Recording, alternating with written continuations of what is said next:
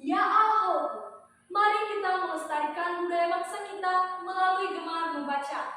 Namun sebelumnya yang saya hormati Bapak Ibu dan saudara-saudari sekepulauan Nias. Perkenalkan, nama saya Grace Sains Margareta Buller, asal sekolah UPTD SMP Negeri 2 Mandiri, kelas 9. Bapak Ibu dan saudara-saudari sekepulauan Nias, coba perhatikan baju yang sedang saya gunakan. Baju ini merupakan salah satu pakaian adat asal suku bangsa Nias. Tahukah kalian dari mana asal-usul keberadaan suku bangsa Nias? Nah, pada kesempatan kali ini saya akan menceritakan kepada kita semua tentang asal-usul keberadaan suku bangsa Nias. Suku bangsa Nias telah mengenal mitos tentang kisah yang menceritakan penciptaan bumi, asal-usul dewa-dewi, dan asal-usul nenek moyang. Semua mitos ini diturunkan dari syair yang disebut Hoho. Hoho dinyanyikan masyarakat suku bangsa Nias dalam pesta-pesta adat dan acara-acara ritual lainnya. Ada beberapa mitos yang dikenal oleh masyarakat suku Nias. Di antaranya mitos penjadian. Mereka percaya bahwa sebelum semua dijadikan, terjadi kekacauan, kabut, dan kegelapan. Dari kabut dan kegelapan, timbullah dewa pertama bernama Tuha Sihai yang berdiam di alam, yang tidak lebih besar dari sebuah rumah dan didukung oleh angin. Inilah alam yang paling atas atau disebut langit tertinggi. Selanjutnya baru ada dewa lainnya, di antaranya Dewa Pelangi dan Dewa Wedani. Jadi, alam atas merupakan kubah kekal yang melengkapkan segala gerakan alam raya. Selain itu, masyarakat suku Nias juga mengenal tentang mitos asal-usul dewa-dewi.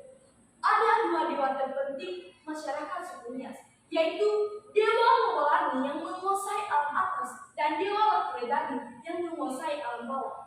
Di antara keduanya, ada istri Dewa Pelangi bernama Silewe Nasarata atau Dewi Bagian Tengah, yang menghubungkan antara manusia dengan Dewa Pelangi dan menjadi perantara antara hubungan Dewa Pelangi dengan Dewa Wedani dan menjadi perlindungan bagi para imam atau erik.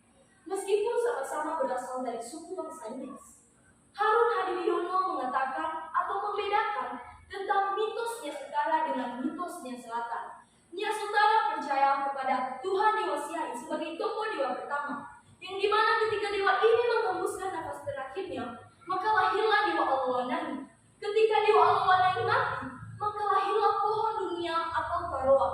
Dari pohon inilah lahir Dewa Alwanani yang menguasai alam atas dan Dewa Wedani yang menguasai alam bawah. Kemudian Dewa Alwanani lah yang menciptakan Sirau yang menurunkan leluhur orang Nias. Sementara Nias Selatan percaya pada mitos penjadian. Pada mulanya kabut, setelah itu kabut memecah diri, sehingga lahirlah Dewa Inada Sangharagu yang menyebabkan adanya dunia ini. Tubuhnya pun memecah dan lahirlah dewa lainnya bernama Dewa Inada Samadawalosi. Meskipun tidak bersuami, dewa ini melahirkan dua anak kembar. Di antaranya Dewa Pelangi yang memilih alam atas dan Dewa Wedani, saudara tuanya yang memilih alam bawah. Dalam hal ini mereka dihadapkan secara saling antagonis atau saling bertentangan. Dewa Pelangi dihubungkan dengan segala yang baik dan hidup melambangkan kuning keemasan, yang simbolnya adalah matahari, burung, dan terang. Sedangkan Dewa Wedani dihubungkan dengan segala yang jahat dan maut, bersimbolkan kita, yang lambangnya adalah naga, bulan, dan kegelapan. Dari kedua mitos masyarakat suku Nias ini, mereka percaya atau pada umumnya mereka percaya bahwa sebelum ada Dewa Pelangi dan Dewa Wedani sudah ada dewa yang lebih tinggi lagi bernama Dewa Tuha Sihai.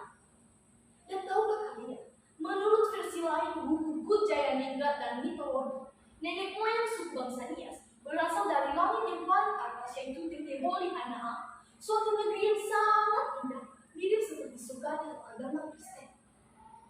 Nenek moyang suku bangsa Nias berasal dari anak Dewa Sirau yang mengalami pertengkaran perebutan mahkota langit, diakibatkan oleh Dewa Sirau mengundurkan dirinya.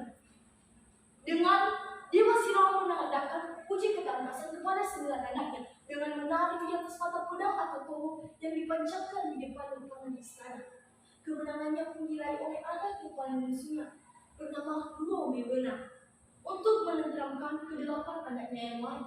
Maka dia masih lama menurunkan anaknya ke bumi. Tapi hanya ada 4 orang anak yang bisa berhasil masuk ke Pulau Nias dan menjadi leluhur orang Nias.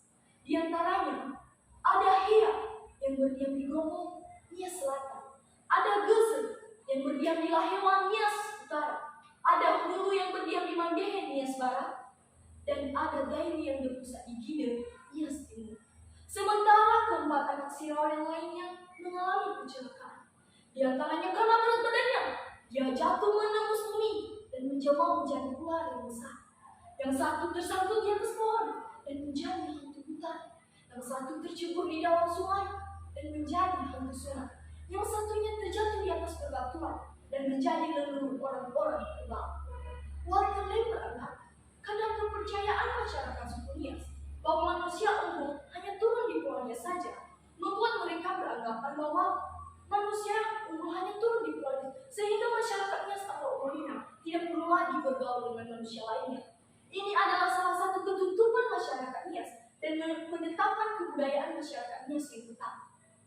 Melalui cerita yang telah saya sampaikan kepada kita semua, memperlihatkan keyakinan bangsa suku Nias tentang mitos asal-usul Dewa Dewi, asal-usul nenek moyang, dan penciptaan alam semesta. Dan karena penekanan bahwa Tuhan berada di atas superior di atas manusia, membuat mereka harus tunduk dan menyembahnya. Mereka percaya bahwa Dewa Tua Siai tidak diciptakan, tapi muncul begitu saja dari dalam kabut. Yang kemudian dewa inilah yang menciptakan dewa Pelangi dan dewa Laturidani, dan kemudian dewa Lawalailah yang menciptakan manusia dan alam semesta. Ini pun terlihat dalam acara-acara adat dan pesta-pesta adat yang dilakukan oleh masyarakat suku Nias. Baik, demikian saja yang bisa saya ceritakan kepada kita semua untuk mengingatkan kita tentang asal-usul keberadaan suku bangsa Nias. Namun sebelum saya mengakhirinya, terimalah salam saya dalam bahasa Nias kita, ya